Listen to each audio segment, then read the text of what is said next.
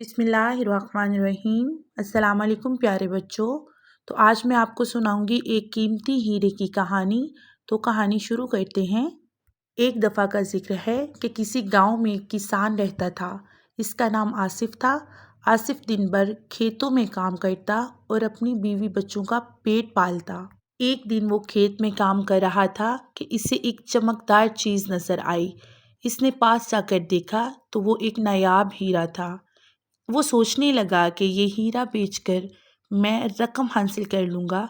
अपनी बीवी बच्चों के साथ शहर चला जाऊँगा और वहाँ जाकर बच्चों को पढ़ा लिखा कर बड़ा आदमी बनाऊँगा।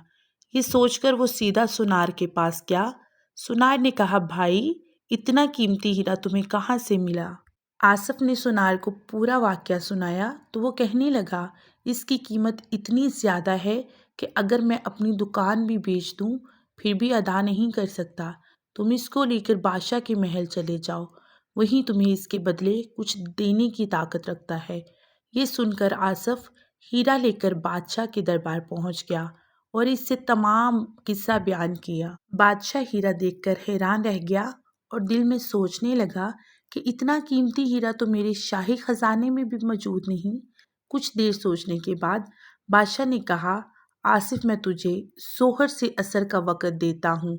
तुम इस हीरे के बदले जो चाहो मेरे खजाने से ले लो। ये सुनकर आसिफ बहुत खुश हुआ और बादशाह के नौकरों के साथ शाही खजाने में चला गया, जहाँ एक बिस्तर लगा हुआ था। बिस्तर देखकर इसने सोचा कि अभी काफ़ी देर है, कुछ देर आराम कर लेता हूँ और उठकर जो चाहूँगा ले लूँगा। ये सोचकर वो बिस्तर पर सो गया। यहाँ तक कि इसकी आंख मगरिब के वक़्त खुली। बादशाह के नौकर आए और इसे उठाकर महल में ले आए। वो चिल्लाता रहा लेकिन किसी ने इसकी एक ना सुनी। बादशाह ने कहा, ए नादान, तुझे इतना वक़्त दिया मगर तूने अपना वक़्त सोने में गुजार दिया। अब तुझे कुछ नहीं मिलेगा। तो प्यारे बच्चों, इस कहानी से हमें सबक मिलता है कि वक़्त एक कीमती ख़जाना है। वो गुजर जाए तो इंसान को बहुत पछताना पड़ता है।